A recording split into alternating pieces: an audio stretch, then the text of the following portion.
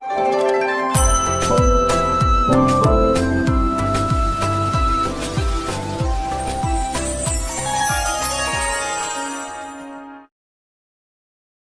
जगन्नाथ मु दिवाकर दास आपण मानक प्रणाम करुच्ची एबे 2026 मसीहा चली अच्छी आउ जहाँकि मार्च आपण मानकर आज हूँ 16 तारीख आउ ए मार्च 16 रे आपण मानकर केउ राशि एबे भल चली आपनकर प्रश्न थिला फोन माध्यम रे मध्य आपण माने पचारथिले केउ राशि रे एबे शुभफल मिलिबो। भक्त बंधु प्रथम राशि होची बिच्छा राशि जे कि आज कार्यर सफलता सहित एई किछि दिन आपण आर्थिक लाभ रहिबो तापर आपण नुआ कार्य मध्य करि परिबे। प्रथम राशि होची बिच्छा राशि। द्वितीय राशि होची धनु राशि। धनु राशि बृहस्पतिंकर ग्रहर प्रभाव कारण 2026 रे आपणकर जो शुभफल एबे सही समय आसी जाइछि मिलिबार कथा सौभाग्य समृद्धि ता सहित विद्यार्थी माने कृतकार्य।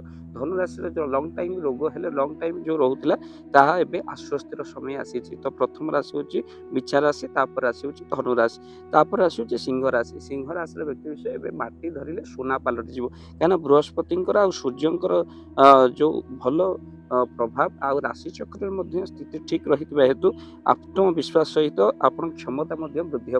आपण लीडरशिप नेले जितबे जितबे। सिंह राशि सबले कौन बेईमान होगा चाहते से स्वाभिमानी बहुत कहीं सिंह भली सब रही चाहते क्या मुंड नईबा से चाहते नहीं। सिंह राशि तापर राशि हूँ वृषभ राशि मकर राशि यही राशि भली सी स्ट्रंग अच्छी मकर राशि आउ वृषभ राशि जे कि आपणकर यही राशि ज्योतिष गणना अनुसार आपणकर यही जो राशि गुड़िक शुभफल रही किंतु आपणकर जातक अनुसार ज्योतिष गणना अनुसार आपणकर जातक रे कौन रही आपणकर ज्योतिष निश्चित भाव कहदे कि राशि अनुसार आपणकर यही सब राशि भल रही। तो भक्त बंधु निश्चित भाव में आपण माने कृतकार्य हे।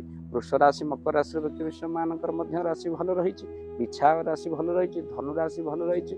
मकर राशि सहित आपणकर रहिला केउं राशि ना सिंह राशि सिंह राशि अति भल रही।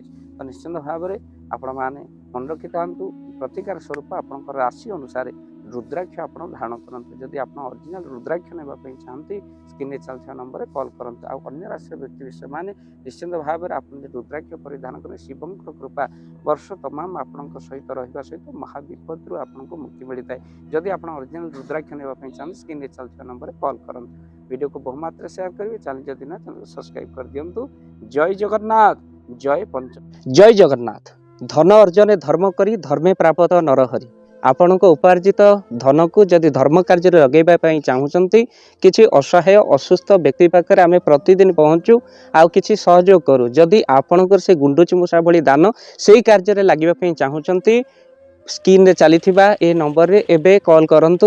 आमे दबु आपन को फोन पे नंबर आपनकर जेतिकी समर्थ रही सामर्थ्य अनुसार आपण प्रदान करेंगे आपनकर अर्थ राशि। एबे आपण जानिके आनंदित हेबे। गोटी एम्बुलेंस किणा जाइछि केवल रोगी सेवा पई। जदि आपनकर किछि अर्थ से एम्बुलेंस पई आपण सहयोग करिबा पई चाहंती तो एबे कॉल करंतु एही नंबर रे। आपन को अशेष अशेष धन्यवाद। जय जगन्नाथ।